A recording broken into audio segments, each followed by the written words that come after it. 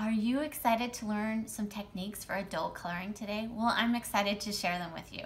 Hi, I'm Jenny from Jenny's Crayon Collection, where I share my collection of art supplies with all of you. Please make sure that you subscribe to me, and if you like this video, please at any time leave a thumbs up. When adult coloring, there are about two different kinds of pictures that you can color. You can color pattern pictures, or you can color pictures of people or places or things. When I'm doing the pattern pictures, I like to use 2 to 5 colors, max. And I want to make sure that they're in the same color palette or they're contrasting colors, which we're going to talk about later. Because if you start going over that and they're not in the same color palette, they can actually ruin the picture when you do more than those colors. When you're coloring pictures of people and places, however, you can use more than 2 to 5 colors, but you want to make sure that those colors are maybe different shades of each other and are still in the same color palette so they look well together. So the first technique that we're going to talk about is contrasting colors. So here you go. Here's contrasting colors. I used red and blue, and I actually used white too because it's the absence of color right there. So I used 2 contrasting colors and I just picked where I was going to color and I made it consistent throughout the page. The next technique that we're going to talk about is cross-hatching, and this can be done when you're using markers like these Doodle Scents, these Silly Scents, Dynamic Duos, Thin and Thick markers, Pip Squeak Skinnies. I love them all. But the problem with markers is you can't make them lighter. So one of the ways you can make markers lighter is to cross-hatch. In this picture, I cross-hatched the top of the umbrella so that way it wouldn't be quite as dark, and it actually provided a pattern for the top of the umbrella that wasn't there when they made the picture. So the next technique that we're going to talk about is dots and lines. So in this picture, see how I used 2 colors and they're contrasting colors, but then inside You and Love, I used 2 different techniques. In Treasure, I did solid lines. In You, I did dots.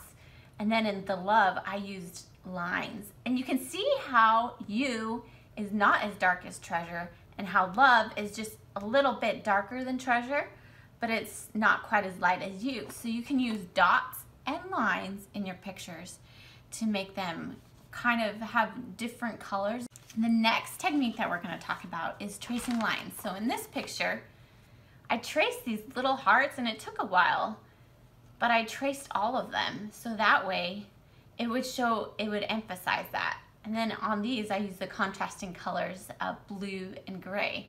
The next technique that we're going to talk about, and what I've kind of done in a lot of the other pictures, is coloring every other line. And in this one, I actually used 4 colors. Let me turn it right side up. So in this one, I used 4 colors, and I did every other on the inside. So you can see how there's white spaces, and those white spaces actually make it stand out more.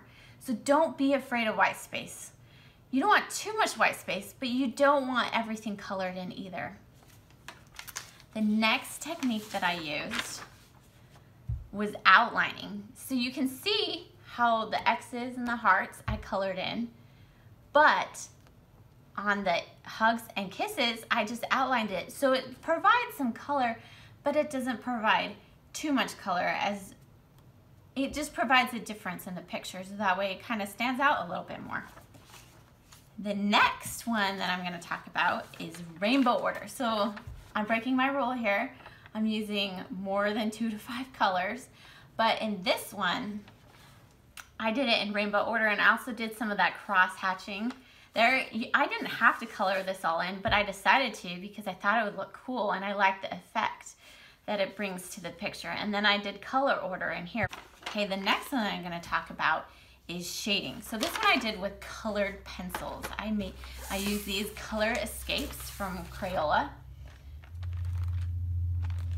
And here's the colors on the back. There's 72 colors in there. And you can go, I'll leave the link in the comments below, and you can see all the colors that are in there. This one is shading. So you can see how I use different colors to color Wonder Woman. And it's just how hard you press the pencil. And that's the power of pencils, is that you can press them harder or softer and get a really, really neat effect. So I love using pencils for this reason. I love to outline. Maybe if you want her hair not to be as dark, or you want to create some darker spots in her hair, you could color dark, you know, press harder in those areas. If you wanted to emphasize places, if you wanted to put like some color on her cheeks, you could lightly put it on. So shading is so amazing with colored pencils. I love coloring with colored pencils. And the last one that we're going to talk about is this picture here. I colored this picture with colored pencils, and I also used markers because I thought it would help it stand out more.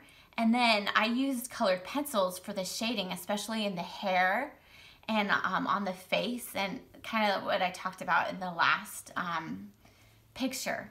So there you have it. There's 9 techniques for adult coloring. Do you have any techniques that I didn't talk about in this video? If you do, please leave them in the comments below. I'd love to hear them and try them out. Please let me know your favorite one below. And if you have any questions, please let me know also. And please give it a thumbs up. I would love it.